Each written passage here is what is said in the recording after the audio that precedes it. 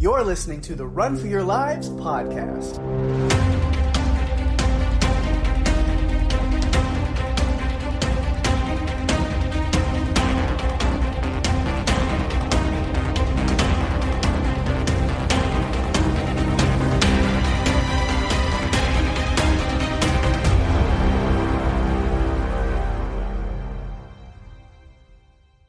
Hey everyone, welcome to the show. I'm Daphne. And I'm Pake. And this is the Run for Your Lives podcast. This episode, we're talking about the science fiction black comedy horror film Slither, written and directed by James Gunn and released March 31st, 2006. And this episode is another little bit of a special one as we are breaking the mold and having another guest person, a guest. I was trying to find like another descriptor. It's like, yeah, guest just kind of covers it. Friend, podcaster, co-host of the episode. Please welcome Des Combs. Hey guys, thanks for having me.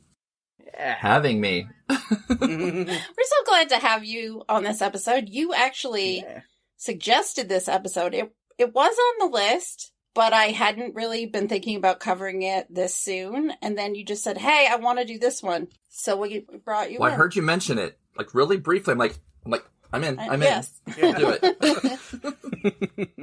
It's a fun one. And again, it's one that Pake had never seen.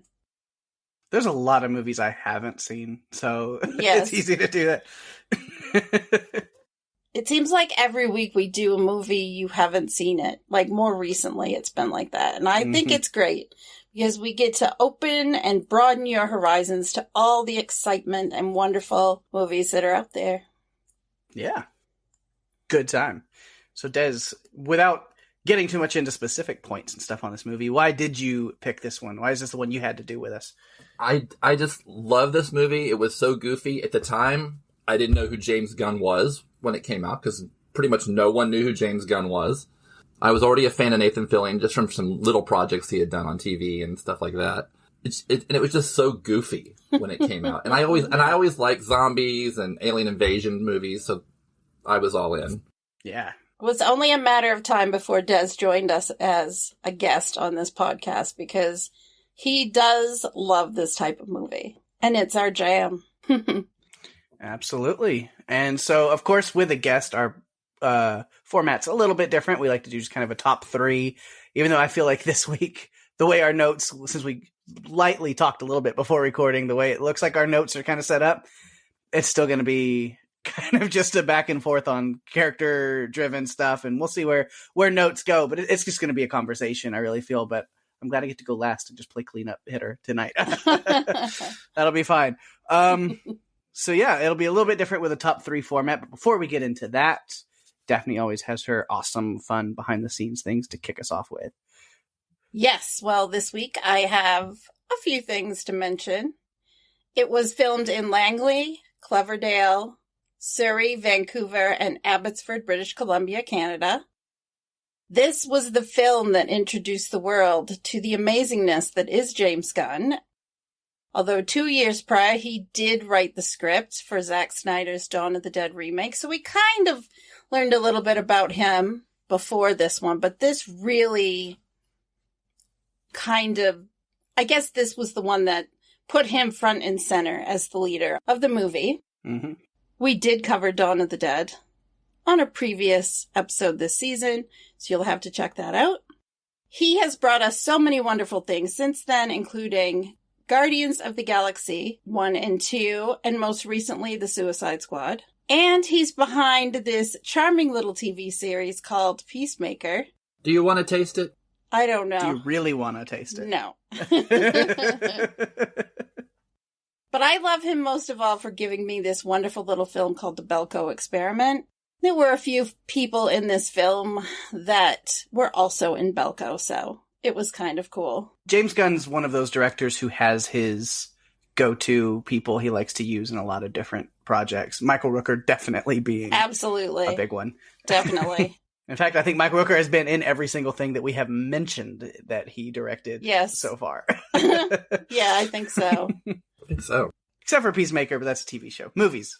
I know, and then when I mentioned Yeah. that, I realized why you picked that song to add to our playlist. But, Peacemaker and the Suicide Squad, so it's the same universe. He's dead. He was so- there. Yeah, exactly. Maybe a flashback. We did get him in a flashback, actually. Yeah. Now that I think about it, he was in a quick little flashback when they talked about the head bombs exploding. So yeah, I think that was a thing. Spoiler. The budget for Slither was $15 million, but it only grossed $12.8 million at the box office. Although it was a failure at the box office, it has a cult following that's kind of given it a lot of love since then. It was 95 minutes of hilariousness. So, Pake, you know what time it is. Uh-huh. Got a little synopsis for you, and this time I picked the most in-depth, really, solid synopsis I could possibly find that really breaks things down beat by beat. Sure. A small town is taken over by an alien plague. That's it. Yeah, that's all. That's all I got. I don't want to spoil too much fun stuff in the synopsis. Come on now. No, I know. I think it describes it quite well. Like usual, you always pick one that fits, although sometimes you pick one and rewrite it. Yeah, that's kind of what this was. Is I took one and then rewrote it by not rewriting anything, but just deleting a bunch of stuff. Oh, good. All right. Well, I just took like the first sentence of one I found, and I was like, nah, I can stop there. I don't want to go too deep. all right. That's all I have, so I think we're ready. Perfect. All right. Well, then, as I mentioned earlier, we'll do this top 3 format, and of course, our highly esteemed guest, Des, must go first. So, what you got as your number 3? Well, I don't know if it's really my number 3, but I want to get this out there. Brenda Gutierrez, or better known Brenda the Blob. Oh, God. Poor Brenda. I mean, halfway through the movie, you know what happens to her, but it's just such a big part of it. And it was to the point where I used to have a widget on my old computer where she was always on it in her barn form. And you would just tap on it, and she would say little things like, "Hey, hand me some of that possum from over there," or "These fuckers are tearing me apart," just things like that. And then it would explode across your screen. That's awesome. Oh, my gosh. And I want it. I'm just afraid to download it on another computer because that computer went away really quick. Oh, poor Brenda. But her transition from just, a little barfly who just wanted to have a good time, with her high school, crush, and then, had a little good time, for maybe 5 minutes, and then got double impregnated, Yeah, she went from little turd girl to really big turd girl. Yeah. Oh, that poor girl. Poor girl. She wasn't feeling well. Yeah, she was a little bloated, but, it happens. A little bloated. She was a lot bloated. She said, "Something's wrong with me." Yes, something is wrong with you. It's quite obvious you are not yourself, Miss Brenda. But if you looked over at Grant, you could tell he wasn't himself either. I mean... Right. Mm-hmm. Had kind of a rash. Oh, yeah. One that spread. Oh. It was too late, though, for her, because by the time she realized what he was doing, she thinks she's going to, get it on with him. And the next thing she knows, he's stabbing her with these 2 appendages. And I don't think that was the good time that she had in mind. No, Not you don't at think? all. No. I don't know. Sometimes on a night out, I plan for maybe something like that to happen. I don't know. Okay. You never know. All right. But he found her a nice place and kept bringing her romantic presence all through the movie. I mean, every girl's dream is to be brought a possum in a barn. It's the most romantic thing. Of course. I mean, more meat. That was what he was obsessed with. As soon as he was taken over or the alien entered him and he gets back home, the first thing he does is go looking for meat. Meat. Not just one package. Like, he takes it all out. Man. Been there. I'm just trying to figure out how much that trunk full of meat would have cost. I mean, I know he was supposed to be rich. Those were like ribeyes, man. Yeah. Man. But It's a lot of meat. He was doing something special for his wife, he said. Mm-hmm. Definitely. Yeah, very special. He wanted to give her the meat. Uh-huh. Well, he kind of did at one point before he transitioned too much into his own version of the blob. Yeah. All right, you got anything else on that, Des? Just a little thing, just a note that I put for later, but I'll throw it in here. It was funny because you were saying how she found out too late what was going to happen to her. The same thing went with the actress, and I think I sent you the video, Daphne, where Brenda James, who played Brenda, she didn't know what she was getting to either because she signed on for the movie having only read the little barfly scene. She had no idea that that was what was going to happen with her character. And then she got to the studio and they were doing prosthetics and she still didn't know what was going on. And then then she read on the rest of the script and she's like, oh, okay. I guess I'm doing this. I get to wear what and do what now? Yes. Yes. This is your role. Welcome to it. Man. Yeah, that poor actress. You read things in articles about how directors will keep things a secret from some of their stars because they want an authentic reaction. I really feel for her because even though it wasn't like, surprise, here they are, she still had to come to terms with the fact that she wasn't going to be in this movie and just be a little barfly. Mm-hmm. Yeah, had a much bigger, larger, rounder role. Yes. I think that's all I have for Brenda. All right. Daphne, what do you have as your number 3 pick? Okay. So my number 3, I want to talk about Starla. I want to talk about Elizabeth Banks. I thought she was a lot of fun in this role. I liked how her as the teacher at the beginning is talking about survival of the fittest and Darwin. Mm-hmm. And she's talking about those organisms most well suited to their environment is what the fittest means, not the strongest or the smartest. Then she goes into this discussion about, well, we've been around for 2 million years and the cockroach has been around for 350 million years. Which one is more successful? And I thought that kind of set things up pretty well for exactly what we were going to get to see in this movie, which was humans fight for survival against this ancient alien species that has come through and just decimated every planet it's ever come into contact with. And while she's teaching there's a certain student in her class who's just sketching her in a very specific way.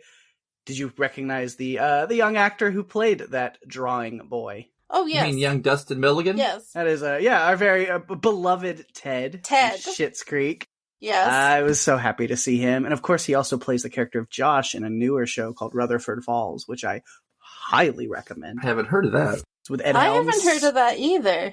It's on Peacock. It is very good. He plays a podcast investigator in a way. He's got a podcast where he goes in and tries to get interesting stories and stuff. He's very Ted. It's still kind of that kind of character. But I like him a lot. And what's the name of his podcast? Oh, I have no idea. I don't remember. Or he's like a news journalist that is. It's been a while since I watched that first season, even though it is newer. I binged through it, and then that was that. I am really surprised you don't have that hidden away in your head somewhere. Yeah. You seem to be able to retain all of that knowledge, but he'll wake up tonight. Oh, yeah. That's what it was. Yeah. That's what usually happens. Mm-hmm. Well, we learned that, through a conversation that Bill is having with one of the deputies, it might have been Wally. He was talking about Starla and her rough upbringing where her mom left and then her father was a drunk. And so at 17, Grant, yes, that's his name. Grant drove up in a Cadillac with lots of money, and it was a great opportunity for her to get out of the situation that she was in. And I question whether or not she really loved him, although the next morning, after she had kind of pushed him away, she played their love song, which, who doesn't love a little Air Supply? So she plays the music, and they get down to business. And that was really the last time that we got to see Grant looking like Grant. After that, he kind of started to look like something from another planet. So, I think throughout the whole movie, Starla, even though Grant was changing, she was still trying to protect him because I think she did love him and appreciated everything he had done for her, but she also was noticing, he's changing a lot.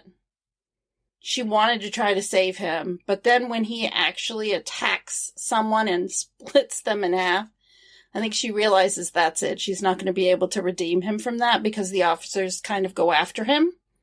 But even right up until the very end of the movie, she knows what she has to do. And she's not doing it out of fear. She's doing it because she loves him. I think she realizes he wouldn't want to live this way, really. At least that's my interpretation of it. And so she tries to take him out. And then there's more to the story, but I'm not going to share that part yet. Holding back. Yeah. I may have another point coming up. All right. I kind of had the Grant Starla situation in my notes for afterwards, so All right. Well, you can bring them all in now if you want. Well, I don't want to spoil anything you had planned. No, go ahead. It's totally fine. I was going to point out, that Grant genuinely did love her. He wasn't a perfect guy, and she had a real affection for him, maybe out of more responsibility, and that she had chose that life and she was going to stick with it. But the fact that, even though when he was upset and went out to the bar and met up with a girl, he couldn't follow through. Yeah. He's like, I love my wife, she's worried about me, although she slept pretty good, you know what? It looked like she was sleeping pretty great, so I don't think she was worried. And I kept thinking that his love for her is what kept her alive through the movie. Oh, yeah. But then I read an article that James Gunn pointed out that, no, Grant died the second that thing went into him. That wasn't Grant from that point on. Just this alien creature also was really in love with her. Now, there was a memory, obviously. Yeah. But he says, no, Grant was dead. So it kind of killed my theory that, Grant was protecting her and all this, Mm-hmm. But I could see, even if Grant is gone, like you said, maybe this kind of glimmer of memory, because it still had, it knew the way he talked and the people he knew and their names and how to drive his car, so all these so there's obviously parts of him that are still in there, whether it's him or not. I think his love that he did feel for Starla carried through to when this creature is looking at her going, I may not actually know who this is, but based off of this body and what I'm inhabiting, this is what feelings are there when I look at her. Mm-hmm. And then built on that. Yeah, I'd have to agree with that. I think, because that blows my theory too, because I thought that Needle, aka the alien, had kind of bonded with Starla over him still being a part of the brain and not just the alien is taken over. I didn't think about him being dead the minute the alien entered him. So that makes me a little disappointed because I liked it when it was a better love story of him keeping her safe. So romantic. Yeah. Perfect for Valentine's Day. Yes, isn't it? Right. I mean, it's still romantic on her part that through all of that, she still definitely had strong enough feelings for him to try her best to save him or at least protect him until she reached that point where she knew what had to be done. But it's still, I think, like you mentioned, Daphne, was out of love for him, where, like you said, well, he's not going to want to live like this. He doesn't want to or need to live like this. So it's better for everyone and everything to take him out. I think I would have realized slightly earlier than her, though. I mean, yeah. Well, she thought she was having a good time. I mean, they had that wonderful morning, as she shared with the other people in the teacher's lounge, or her friend anyway, that she had a wonderful morning. Everything was great. It was sunshine and rainbows. Yeah, I love how her one coworker calls her a slut, but then says, well, you're married. It's okay. Right. So, Pake, I think it's your turn. All right. Well, I'm just going to tack on to that. My number 3 also was Starla. And just to see what notes I have about that. Of course, I just love some Elizabeth Banks in anything she's in. She's incredible. I'm doing a rewatch of Scrubs, and I just now got to the part where she shows up in Scrubs and her arc there, and I'm so happy. I was like, oh, yay, it's the Elizabeth Banks part. She's wonderful. But yeah, and just talk about some of the other like little cameos around her at the beginning. I talked about Dustin Milligan, but also a fun little cameo after that when she's outside when we first see Michael Rooker's Grant pick her up. The teacher Hank that she's talking to is director cameo himself, James Gunn, which was cool. Yes. I don't think he doesn't throw himself in his movies that often. So no. It was for him to actually be there on screen. I was like, oh, that's unique and that's cool. It could have been a bucket list item for him because this was really his first film that he was able to like take the helm of. So he may have said, okay, I'm going to check this off. I'm going to be a cameo in there. Well, something else I read that it was kind of like a last minute decision to put him in there, as were a lot of the casting choices, because in Canada, all the leads have to be Canadian. Canada has some interesting rules around filming anything, because a friend of mine is an on-ice videographer, and in order to be able to be involved with the show, there's a percentage of people involved with the production that have to be Canadian. That's interesting. Yeah. I did appreciate Grant's comment after Starla was talking with this teacher and who wants to borrow her lesson plan. Yeah. And he just says, oh, I know what he wants to borrow and I ain't lending. Yeah. It was great. Yeah. I'm like, oh, man. Michael Rooker is always impeccably wild and fun. Every time. Great to see him. But yeah, but going on Starla, just kind of her story. Of course, it all seems, that she's married to this very rich, wealthy guy, Grant, who, seems kind of like the douchey rich guy who probably doesn't really care for her that much. That's kind of what you get, that vibe off the top. But then that scene we talked about where, he goes out with Brenda out into the woods, but then he's like, no, my wife is worried. Like, you really see, oh, maybe he is a decent guy. And then it makes it kind of a little sadder when you're like, and now he's dead. But such as it is. And then she's slowly seeing things are changing. It's changes very slowly. A weird kind of extraterrestrial puberty, if you will. It's not all just bug bites and bee stings. And she's just kind of pushing it aside until finally it looks real bad. So she calls up Dr. Zombie, Dr. Carl, voiced by Rob Zombie, which is cool. And when realizes that Grant has lied to her about talking to the doctor, that's when she's a little more worried. And then she checks out after Bill and the police, show up and tell her they saw Grant, or somebody saw Grant going into Brenda's place. Now she's a little worried, looks in the basement and finds the meat locker, so to speak, this basement of horror. And then I love that scene where she's like freaking out and trying to call Bill, and she's pacing in front of the window. And it's such a clever shot where, she paces once, goes back, and then when she paces back by the window, he's standing right outside of it like that. Really cool. I like little things like that, the great horror shots, those nods. And then, of course, the police busting in after he's choking her out. And then, I was like, Bill nailed it on the head. What the fuck is that? Yeah, that sums it up really well. But they put together this plan. They're going to go after him. And I like that she is like, no, I have to go. Because you're loading up with all kinds of weaponry. Like, you're about to bust into an entire, military formation. It's like, he might look real weird, but that's still my husband. And I'm the only one that, if there is something really wrong with him, you're going to need me there to talk him down and try to make sure that this is the safest it can be. But also, if you're worried about this Brenda girl who's missing, well, if you just go in there and kill him, you're never going to get an answer as to where she is. So let me have a shot at this.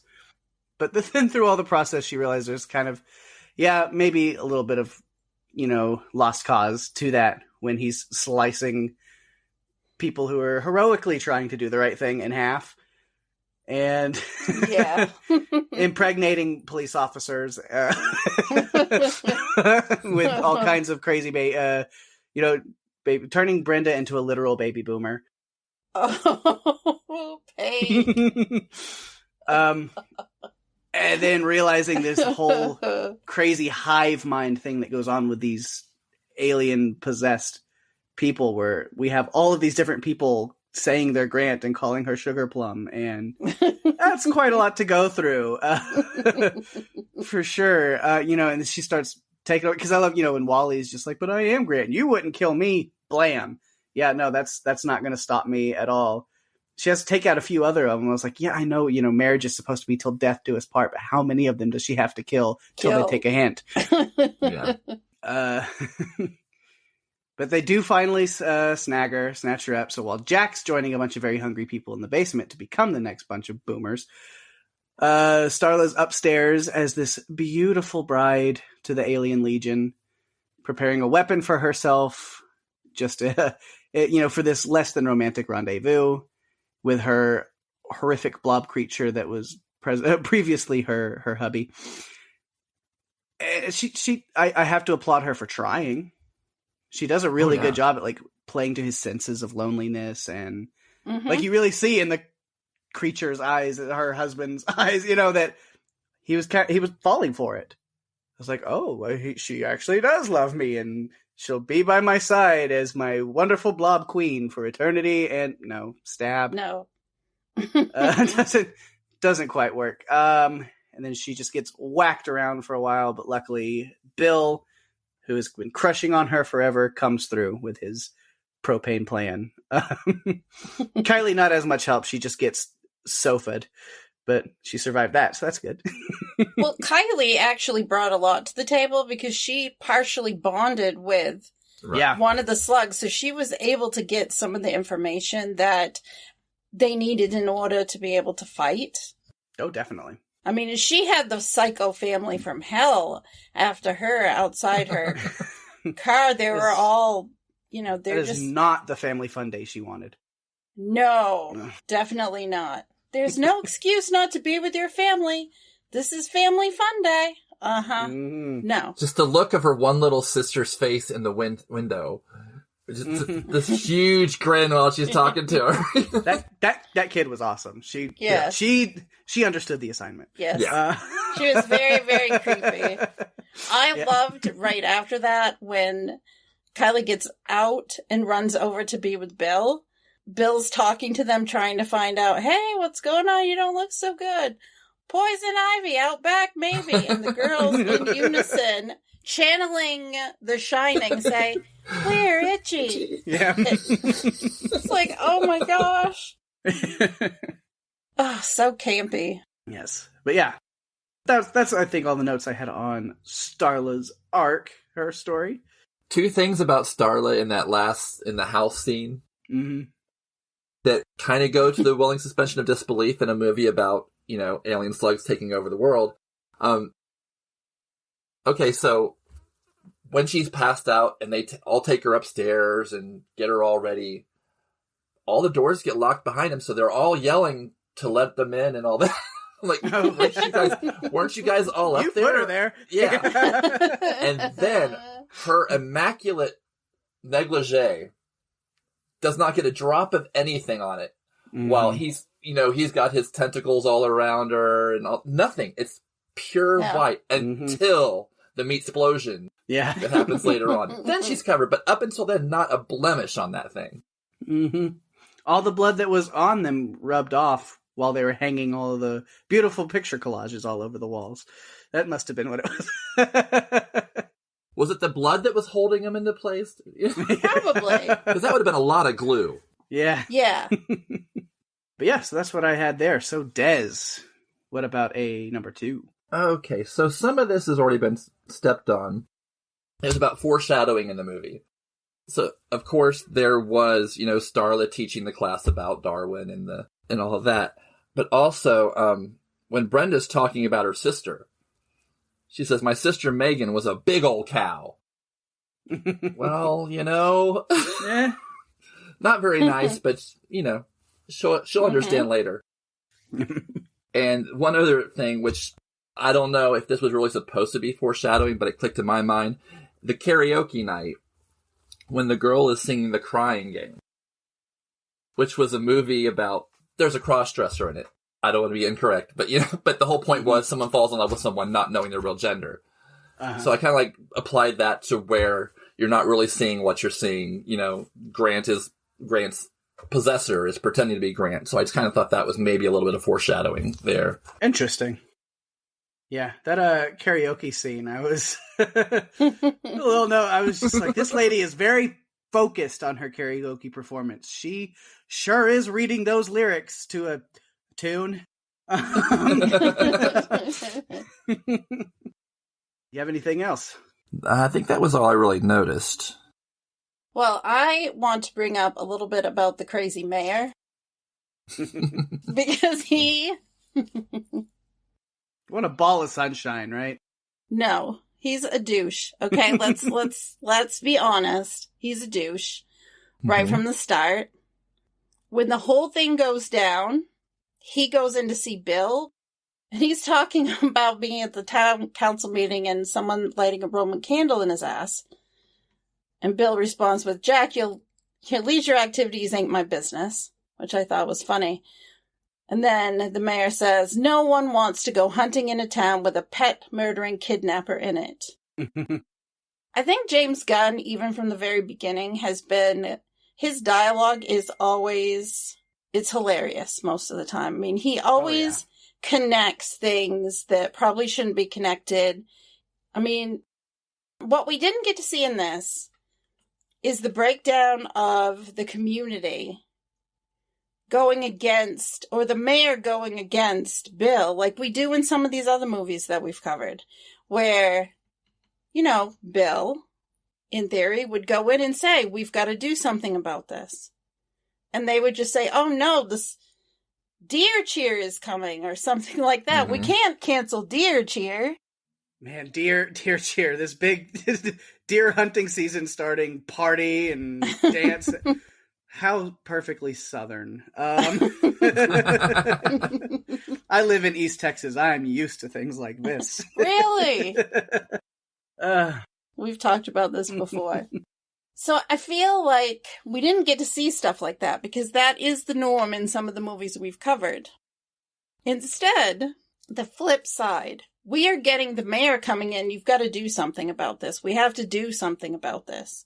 And freaking out because Shelby, cameo we have not talked about yet,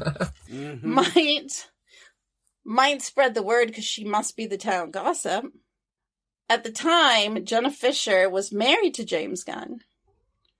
I did not know that. Yes, she was. And so she has the role of Shelby. And of course, Jenna Fisher, at the time, had been starring for a couple of years in a little show called The Office. Ever heard of it? Never. So yeah, I wanted to point out the mayor. He had some of these one-liners throughout that were kind of funny, like... One thing you said that stands out in my head was like, she forgot my Mr. Pibb. She knows that's the only kind of Coke I like, which... Yeah, because I told your secretary to pack Mr. Pibb is the only Coke I like. That I put that down because, like, again, very Southern. To say everything's a Coke. Every kind of soda is a Coke, and then you can specify after that if need be. I don't do that personally, but I know plenty of people who do. I was raised on that. Hey, get me a Coke. All right, what kind do you want? Sprite sounds good. That's... You can't get farther from Coke. I know. This is the real Coke. Right here. I'm drinking it. Or going into the real country parts of Texas with, where my uncle and stuff lived, and it's all sody water over there. Oh. Well, not long after he's complaining about the lack of Mr. Pibb, which for anyone that's in the north, that's the Dr. Pepper. Kinda. You can find Mr. Pibb occasionally around here. In fact, I will tell you, my dad used to work for Coca-Cola, and the same plant bottled Dr. Pepper and Mr. Pibb. And it was the same thing, like literally the same thing. It depended on where it was going to go. That sounds a lot like Girl Scout cookies. And that's another tangent we could go on. I do love some Mr. Pibb, though. It is good. It's marketed as a spicy cherry soda, which is interesting. Never thought of it that way. So before that, Bill's trying to escape in the car, and he notices that Starla and the mayor are running across the street. Oh, yeah. Someone is jumping on the mayor, trying to infect him. Bill decides to run him over, which he does so well. And then Starla takes him out with a shovel. And he says, "Bitch is hardcore." Yeah. Was his line there. And then a little bit later, he has to beg. Unfortunately, when he goes to have a little dinner after being captured by the zombies, even though I'm not sure we can call them zombies, but they were zombies. I mean, it was a hive mind situation. He reluctantly starts eating another person that's in the basement. And then a little bit later, we see what only could be described as like a second head sprouting off him at the time. And he just basically begs Bill to kill him. Yeah, Because Bill, he's been infected. Bill doesn't hesitate at all to follow that request. No. Let's just say it wasn't the hardest choice Bill has ever had to make. Oh, no. No. And this mayor, I mean, if we had to track the douchiest mayors in all the movies we've ever covered, he's not the douchiest. Oh, no. It's not. This isn't Jaws. No, this isn't Jaws.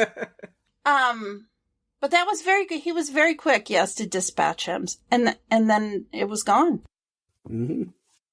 I just kind of wanted to talk a little bit about the mayor and how he's different than some of the ones we've seen in other movies we've covered on the podcast. Yeah. Well, my number 2 is Bill himself, Mr. Bill Party, played by Nathan Fillion. And yeah, so great to see him, of course. We kind of pick up pretty early in the movie. He has quite a thing for Starla and probably has since they were kids. I mean, we get the story. He was 14, she was 12, and she showed up and seemed to more have a thing for him, and he maybe wasn't as into it at that point. But then I think throughout his like teenage years and adulthood and growing up, he's always thought of that and be like, but what would have happened? What could have been? And I think he's always kind of stayed hung up on her. Mm-hmm. And so now, he takes this horrific alien invasion tragedy to finally get the girl of his dreams, right? After all kinds of craziness. But yeah, we talked about Jenna Fisher showing up in his office. I like, just his repartee with a lot of the different people there in the station, in the police station, asking, because they're just like, oh, don't talk about squids, because then Shelby's going to go off and cause, chaos. He's like, you're not going to do that, are you? No. Okay. But that little scene is funny. Like some of those quotes, ain't many places he can hide. Looks like a damn squid. SeaWorld, maybe? And then they have squids on the actual board for the locations. Died laughing. I was like, the fucking squid stickers on the map indicating where Grant has attacked. I was like, this is hilarious. Yeah. This was probably my favorite parts of dialogue in this movie. Daphne, you're talking about how James Gunn writes dialogue so clever. Is, the octopus toy that was in the station. He goes, I thought we could use that like a police sketch, Chief. Which is great. And then they go on, Jack, the mayor, has this whole thing. He's like, it's just Lyme disease. And so it's, don't forget your guns. We don't want any Lyme disease popping out at us. They go out to this other farm and they find all the cows and the dogs and everything slaughtered. And he's just like, I bet Grant isn't the kind of guy that has any puppy calendars on his desk. It's like, what do you mean by that? He goes, he just don't strike me as a real dog lover is all. Great. And then That's the next, true. line I love, he goes, I think I know where Dr. Doolittle's going to strike next. There's some of the most clever writing and dialogue, and I love that. And then, when they follow that up with the squid stickers on the map, I lost it. I think, it's great. So they make this plan. They know where Grant, in quotations, Grant is going to strike next, and they go out to Otis's farm to the is it Studmeyer? Yes. Studmeyer? Something like that place. They're going to hang out there, wait for him, which, they're correct. That's where he goes. And then they run into him. I've got a lot of extra notes in my next point. I talk a little bit more about the alien and all of that. But as far as Bill, just he's got to run off. I love Chekhov's grenade throughout this whole thing. They're taking all the guns, and he's like, "Should we take the grenade?" It's like, no, we don't need that. And I was like, "They're going to need that." Like yes. my voice, my narrator was like, "And they will need that grenade later." So he has to go back to the place for it, and fights a monster deer. So it was cool. Kylie saves him, but we're gonna pretend that he saved her. She makes that good point. Once they see us, once one sees us, they all see us. Which, it's a hive I like that mind. Line. Yeah, it's a hive mind. Shelby's not hanging around in the station anymore now that she's turned. Which, again, with her, there's something about Jenna Fisher saying, "There's a skater in here driving me bonkers," that makes my whole day. I actually had that in my notes as well. Yeah. Oh my gosh, it was so fun. I want that as a ringtone. But yeah, speaking of Kylie, so I'm jumping around a little bit, but since she was there to save him, is because he was there to save her from her hellacious family wanting their family fun day. Able to run in and grab her. You got to watch out for that acid spit. Yes, gets her out of there. They are on the phone. That's when, the whole scene talking to Shelby and Mr. Pibb conversation and all of that. They get there, grabs Chekhov's grenade, which is good. But then when it comes time to use said grenade, that's another thing that I loved very much. Is I'm waiting for this grenade to come into play the entire movie, and then it just gets the Skull Island treatment. Whack! Nope, not today. Yep. I didn't realize you could whack that grenade around so much before it actually goes off. Right? But, he's got a good backup plan, I guess. I thought he was a goner, but we finally are able to blow the creature up. Starla's able to blow him up by shooting him after Bill loads him up on propane. And good thing Hank Hill was there. Yeah. Oh.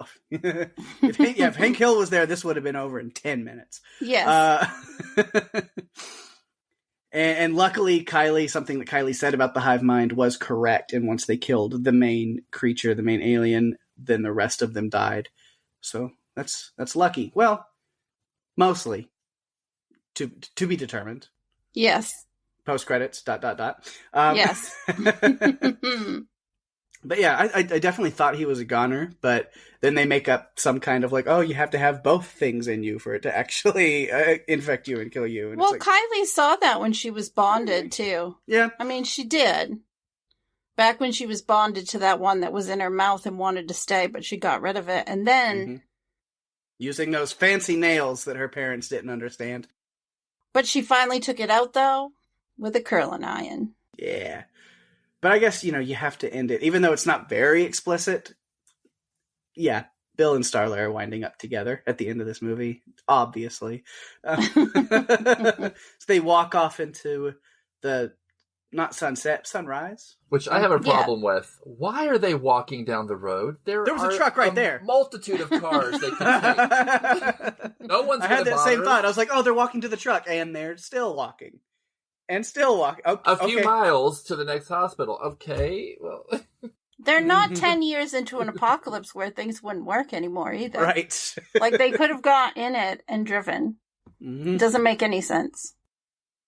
No, but okay. Little things. Yep, that is what I had on Bill. All right. You know what that means. Okay. Number one. That was going to be Bill. One other subject, which you can disagree with me if you want. I think for 2005, the effects kind of hold up. I mean, they're not amazing.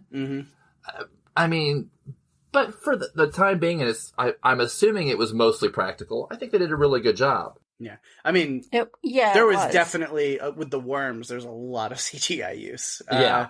Those for sure. But I think, a lot of the other stuff was at least semi-practical with some of that. At least the really big pieces.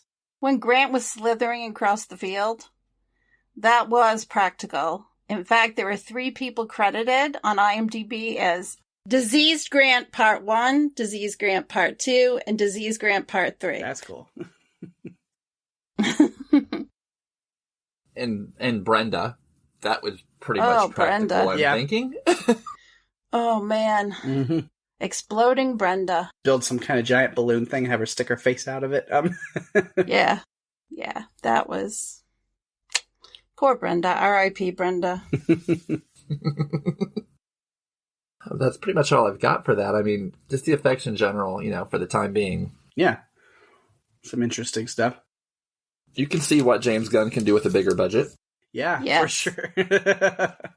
Yeah. He's got a very creative mind for different gags, as you would call them, kind of in the industry.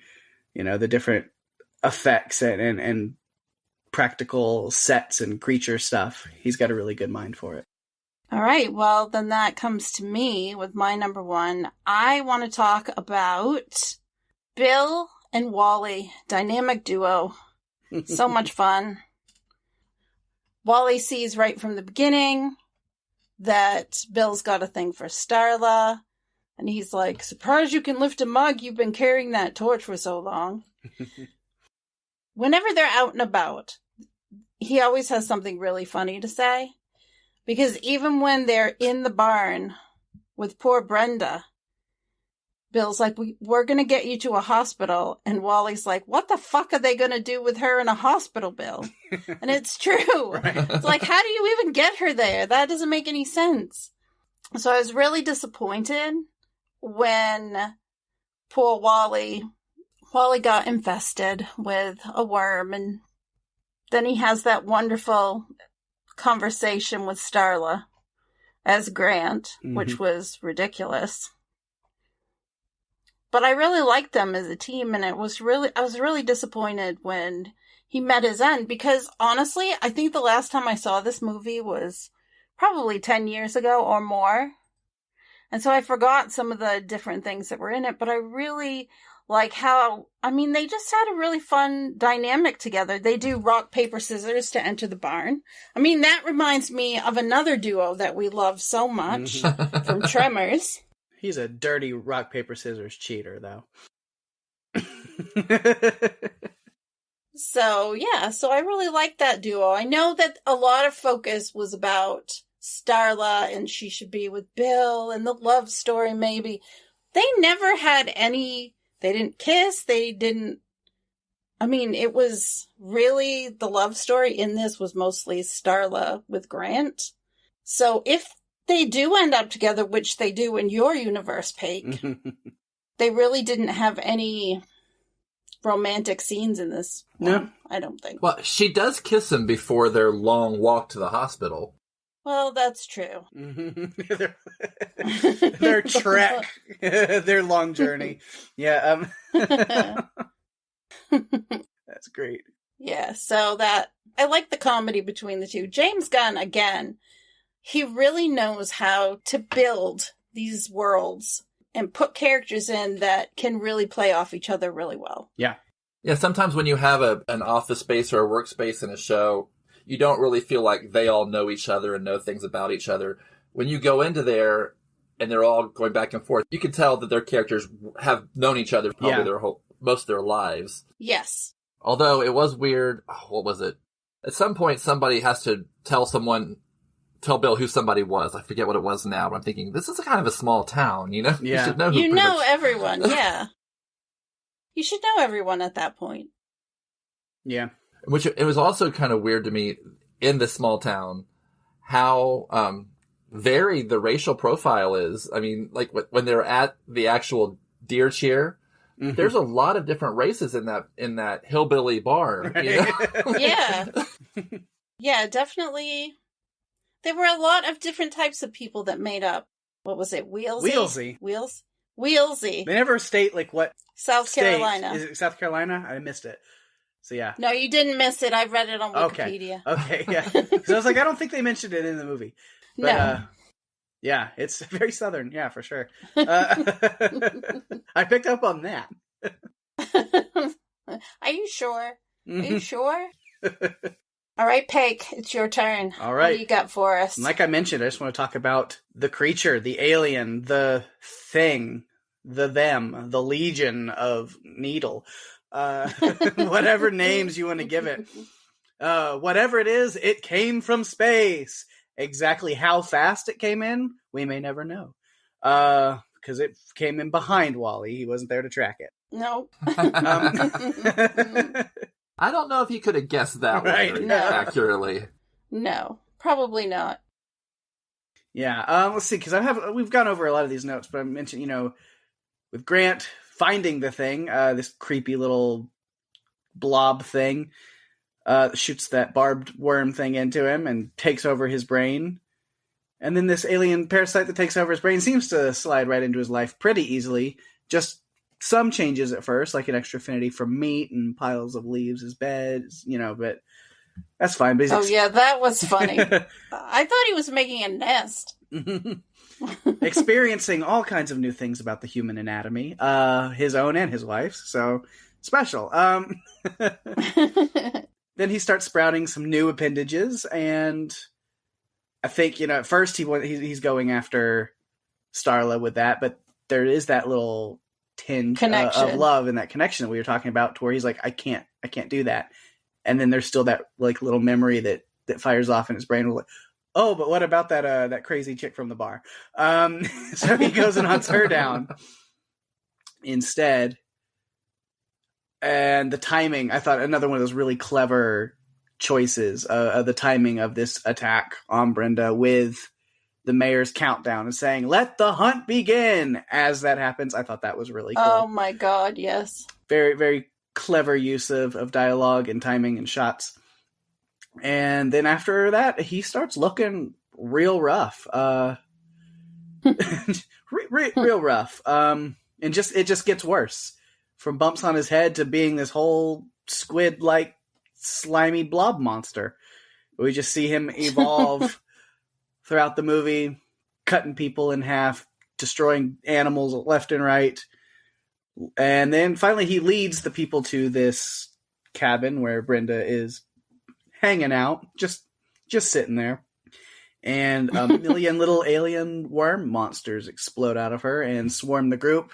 Some are able to take over some of the other people by crawling into their mouths, all butterfly style from Peacemaker. And that's when I realized, like, oh, he's just rehashing this exact storyline in his show he's doing now. I don't mind it, though, because Peacemaker's awesome. But that was like, oh, that's where he got this idea. Him. He's done this before. But there's a big difference between slimy little slugs and worms and butterflies. Yeah, usually a cocoon is the difference. Mm-hmm. A chrysalis. But these worm things then descend on the Strutmeyer home. Kylie's attacked in the bath, but like I said, her fancy nails save her. And then she sees these visions from the creatures. It's trying to take her over, so we realize there's a shared hive mind between them. And unfortunately, the creatures do get Mrs. Strutmeyer, Otis, the dad, and the two younger daughters. So no more goosebumps for you, kiddo. Sorry. You know what, though?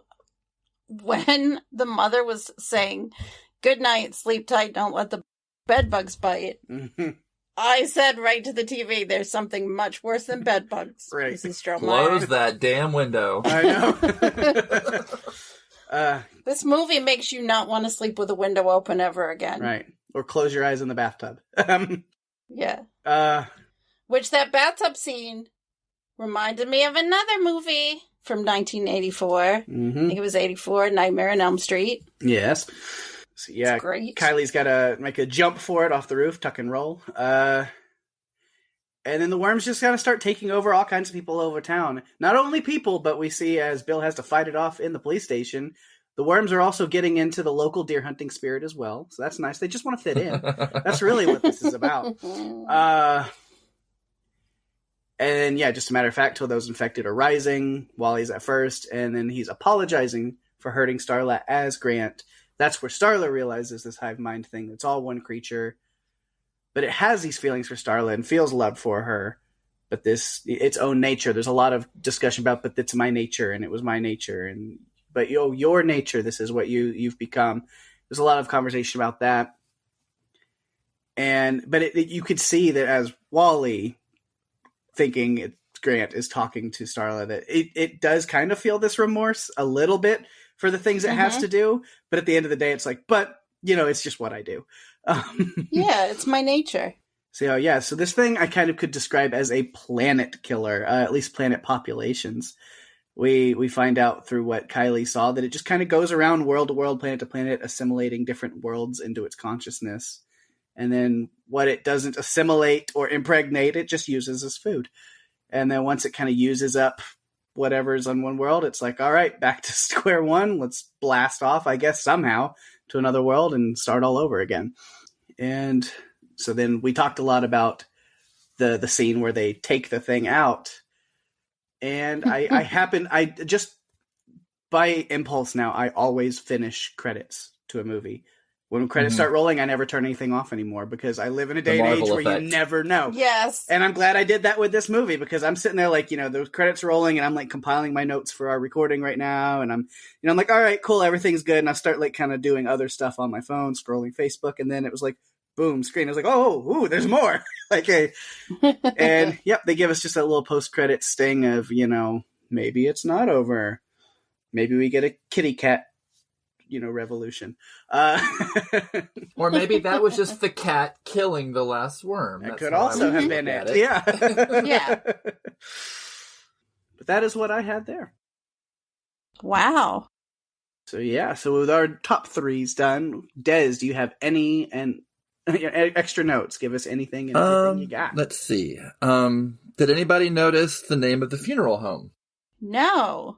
Okay, it is the R.J. McCready Funeral Home, which I don't know if you remember a little Kurt Russell movie called The Thing. Mm-hmm. That was his character's name. Nice. Oh, wow.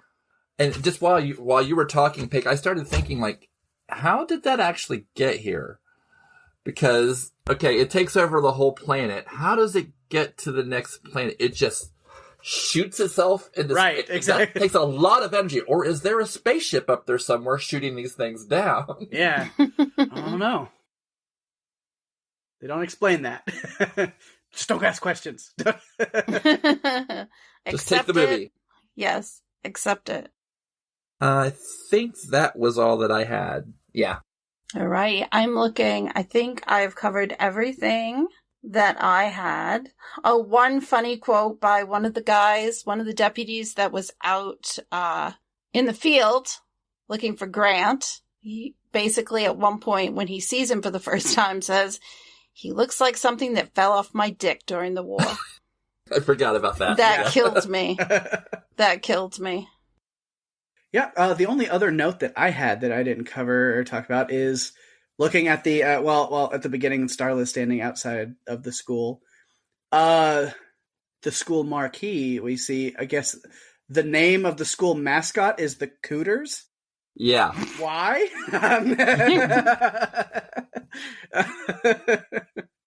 Have to look up South Carolina slang, I guess. Yeah. Well, I mean, there's something only completely different. Yeah, it's like there's only one thing I can think that means. Typically, so I wouldn't pick it as a school mascot. No. I mean, there's another Definitely name for not. it. We get, because the little boy wants to know what that is, and Bill doesn't want to, Oh, you mean where the Chinese people come from? Yeah. Yeah. So maybe it's related to that in some way. Who knows? But yeah, I think that's really all I had too. You know what that means? It means it's time for me to give you some of my production notes, and some of these we've talked about a little bit, but others not so much. So I am happy to bring them to the table. The original title of this film was Wiggle, but the producers requested it be changed to the more threatening Slither. I agree. Wiggle sounds ridiculous. Jenna Fisher was not part of the original cast, but when the actor that was originally in the part decided they did not want to do it, they wanted to back out to go shoot a pilot, Gunn switched character's gender and gave her more lines. And since Fisher was so popular due to The Office, she was the one who went on The Tonight Show to promote it. Michael Rooker accidentally broke his glasses off camera while doing kung fu kicks by himself. I believe that. Why are we not surprised? He also dislocated his shoulder while filming the scene where he grows a floppy arm after attacking Starla. Yeah, that's why, we don't see a lot of it in this movie, but in my notes, when I refer to Rooker as the impeccably wild Michael Rooker, is I've had enough experience of being in the same room with him in person, and the guy's, I don't want to say it's in a negative way, because it's a lot of fun. He definitely knows how to be a fun person, but he's a very energetic individual, I'll say that. Okay. That makes sense. He's nuts. Yeah. Love the man. He's nuts. Yes. In all the most wonderful ways. So Brenda is watching the lovely movie from 1984 called The Toxic Avenger. When Grant comes to visit her, this scene was filmed in a house full of cat piss and other smells, which made James Gunn gag. But he was grateful that they were allowed to use the house for filming. With Elizabeth Banks in the lead, Gunn was going for this, quote, Hitchcock blonde, and felt that Banks had this old-time grace and poise of a leading lady from that time period. The question that Gunn gets asked the most repeatedly is who sings the song at the very end, and it's a song called Baby I Love You by the Yahoos. Gunn and Fillion agree the most horrifying scene is when Grant is having sex with his wife. Although multiple studios were interested in producing Slither, Gunn ultimately chose Gold Circle and Universal because they offered him freedom with his direction. Gunn has slated that getting the little girls to walk like zombies was one of the hardest parts of filming. Yeah, they like to wiggle their arms a lot more than other people. I noticed that. They're very floppy zombies. Yeah. They need to go to the Greg Nicotero zombie school. Right. When Grant slithers across the field as a monster, the scene was created using practical effects with the puppeteers being removed digitally. We talked about that a little bit. Starla teaches at Earl Bassett Community School, which was named after Fred Ward's character in Tremors. Yeah, the Earl Bassett Cooters. What a team! What a team!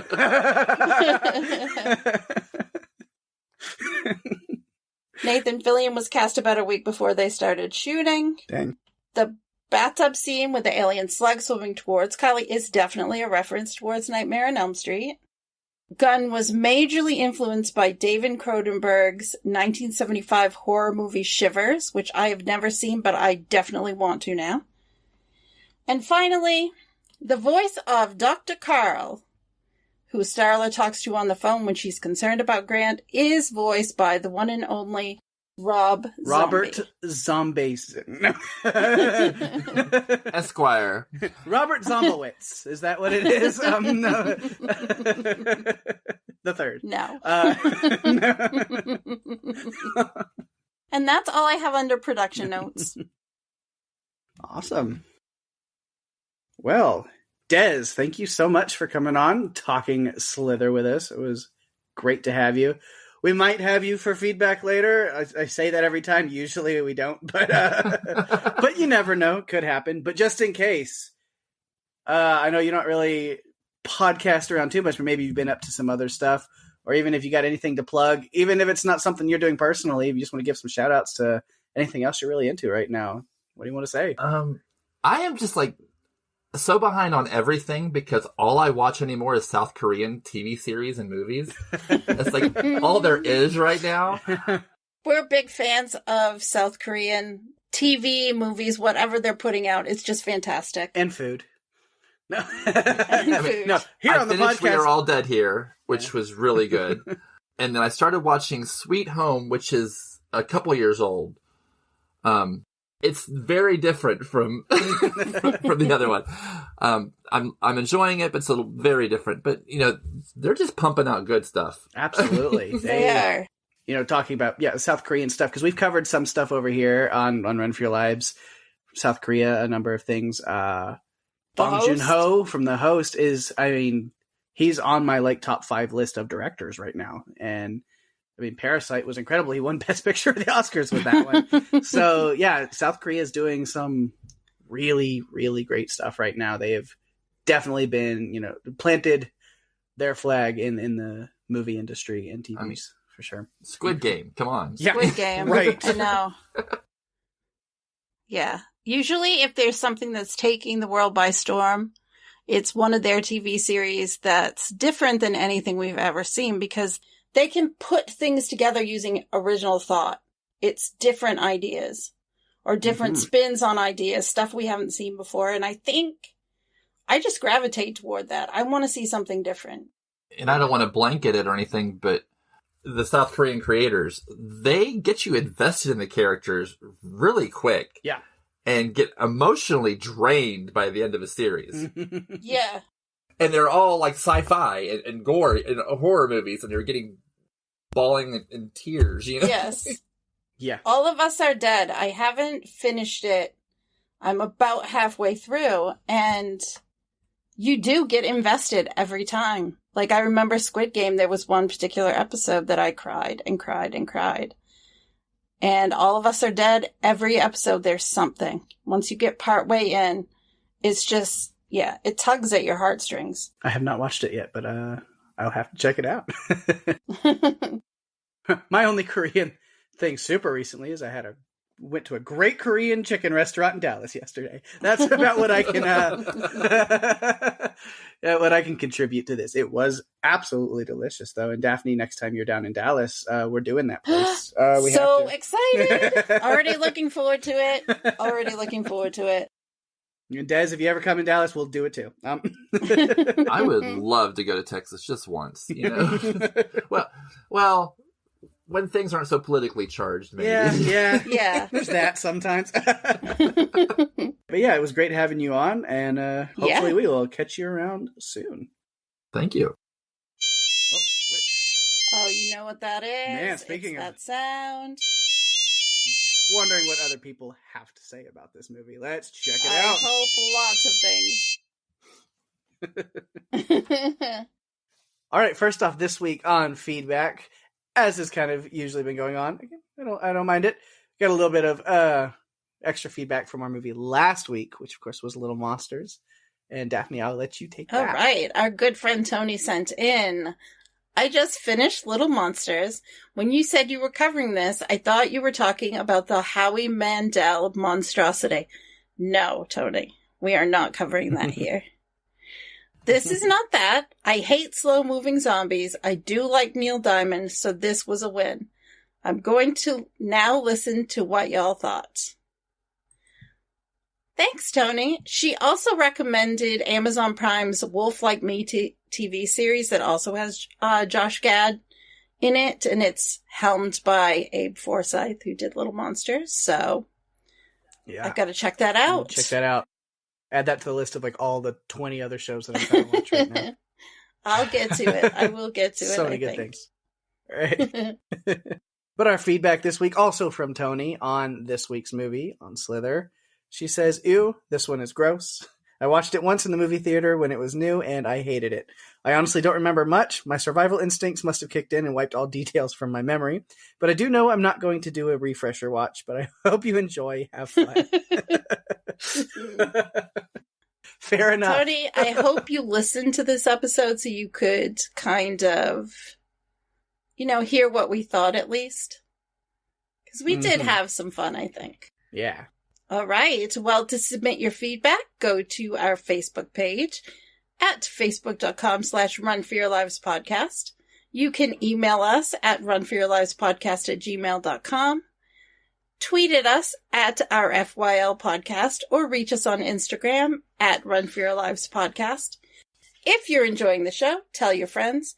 We're available on Spotify, Apple Podcasts, Stitcher, and pretty much all other podcast players, including YouTube.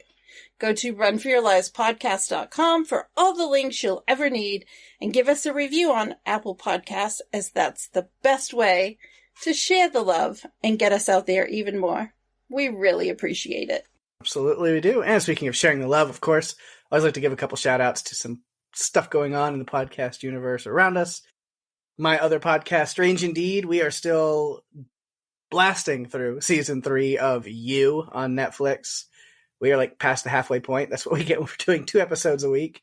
But it's been a lot of fun. We're having a good time with that one for sure. As far as what we're doing next after that, we still don't know, but we'll let you know as soon as we know. We'll figure something out. We did finally get a release dates for Stranger Things 4. So that'll be interesting. It's coming sooner rather than later. Definitely. This year, this summer. Be on the lookout for that. Yeah, we'll be covering that when those come out, for sure. That's, summer. So something to look forward to over there. But between now and then, I'm not sure. We'll probably find some other series to play with or some movies or something. We always find something fun to do. Yes, you do. Yeah, but as of right now, we are still working through season 3 of You. So if you were a fan of that, then check out our coverage right now. Yeah, I listened to some of your coverage. I heard some of the You stuff at the end of it, the two of you. It was really funny. Did you finally get caught up, or you just listen to the end? Sometimes I like to hear what you say about our podcast, so like what we have coming up. So I was like, oh, I'll just check that out. And when I put it in line, it was back far enough where it was it was great. I just pulled that out of nowhere. Rima was getting a kick out of that too. I haven't listened back to it, so I don't know. She was like cracking up. Yeah, it's fun. And then she got into it. It was fun. It's definitely fun. But yeah, so yeah, also in the Podcastica network there where that is at, House Podcastica has just wrapped their coverage of Book of Boba Fett. And so they are now coming back around with a deeper dive, a look at episodes 1 through 5, one episode at a time, of Yellow Jackets. And there will be a certain somebody who will be co-hosting on all of that stuff. Yes! And hint, it's not me. It's me. I love that show. And Jason decided that we would come back around with, like you said, a deeper dive on those first 5 episodes. I went and looked to see how long our first episode was when we covered the first 5 episodes. And it was shorter than, I think, any other episode that we did. And I don't know how on earth it was so short because those episodes were so packed. So I'm looking forward to going back and talking about them. They will be spoiler filled. So we're going to take into account everything we know and everything we saw in the season. Cool. So it's going to be great. Yeah, that's awesome. Can't wait. That. And then, the whole Podcastica network is kind of going through a little refresh. So that's really cool. So go to podcastica.com. I don't know if Jason has all the links and stuff finished 100% yet or not, but the website's looking really cool. Really easy to find a lot of great podcasts over there. Strange Indeed, House Podcastica, Walking Dead Cast, and then like Yellow Jackets and Boba Fett and Cobra Kai and everything else they're doing. He's breaking those out into separate podcasts outside of their like home podcast feeds as well. There'll be both. So you can find all kinds of podcasts over all kinds of great shows. So give Podcastica some love and go check that out. Yes. Speaking of Walking Dead Cast, which is like the flagship show for Podcastica, it will be back next week. This weekend is the AMC, I was going to say AMC premiere, but that's confusing because AMC premiere already had the first episode of the new season block up last weekend, but the premiere on AMC officially is this weekend, and so they will be covering the first episode back of Walking Dead after that airs on Sunday this weekend. So check that out. Did you watch it yet? I have watched it. You did? Yes. I have not. I feel like I want to wait, but maybe I will just like watch it ahead this time, and then when we get to the final chunk of episodes, I'll watch it like in order when it is released. It's just weird to do it, I guess, a week ahead. It just feels funny. Yeah, but I had to see it. I was so excited. I was like, oh, Walking Dead's back. I don't care. I'm watching it. You just can't wait. Sunday night. I was on. Yeah. But I'm excited. So if you're a Walking Dead fan, definitely check out the Walking Dead cast on Podcastica. Then a couple other things. Panels to Pixels has 2 shows going on right now. 2 episodes coming out a week on a feed. Steve and Lara covering The Witcher Season 2, and then Steve and Daphne. Daphne, you are busy. Yellow Jackets, Run for Your Lives, and yes. Snowpiercer Season 3 right now, too. I'm not used to that, because usually it's you. Like, I'm not the one that's usually super busy, but Yeah, I am for the next few weeks. It's going to be great, though. I love it. I love the shows so much, so it's going to be great. And Snowpiercer has been fantastic this season. I think it's the best show that's on a regular cable network that it actually acts like it's on HBO sometimes. And I like that. Yeah. It's pushing things. Cool. So, yep, if you're a fan of Snowpiercer or The Witcher, check out Panels to Pixels. Also on Adrenaline Cinema this week, Mark and Megan are discussing Indiana Jones and the Temple of Doom. I know. Classic. I know. They're hitting up a classic. So, always great. Always break into some really fun movies over there. And then, of course, on the Watched It in the 80s podcast with our friend Damien, him and Jason are covering Ferris Bueller's Day Off this week. Another classic. So, lots of good classic movies to go check out.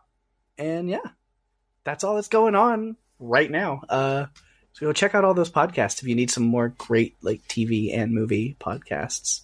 Always so many good things going on in Podcastica and Pirate Core and all of our little crew here. Always fun stuff to check out. Definitely. But of course, right here on Run for Your Lives, what do people have to look forward to next week here? Well, we're coming to the end of season 3, and you know what that means. It's time for us to cover another film from one of your favorite horror franchises. We're going back in time to when perfection was rejection, and Hiram Gummer was a mine owner and not a gunslinger, like his great-grandson Bert.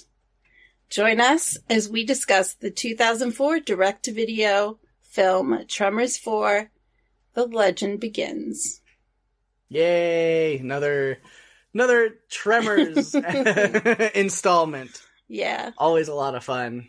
We end our seasons with Tremors and then our look back special. I know. So that'll be in 2 weeks, and we'll talk about that more a little bit next week. But yeah, I'm excited to get into that. It'll be a lot of fun. I am so glad that we decided to end each season with the look back special and a Tremors movie. Because it just gives us something really fun, and not that it's always lighter, but it is kind of lighter than some of the movies we cover. And so it's just kind of this easing into the end of the season, and I love it. Yeah. I can't wait to break this one down because I've never seen it. So it should be interesting. Yeah, we're getting into Tremors territory that you're not familiar with. Yeah. So that always gets fun. Yeah, it's going to be great. And with that, we've reached the end of another fun episode. Thanks, everyone, for listening. I'm Daphne. And I'm Pake. And if you have to run, you better run for your lives. Bye-bye.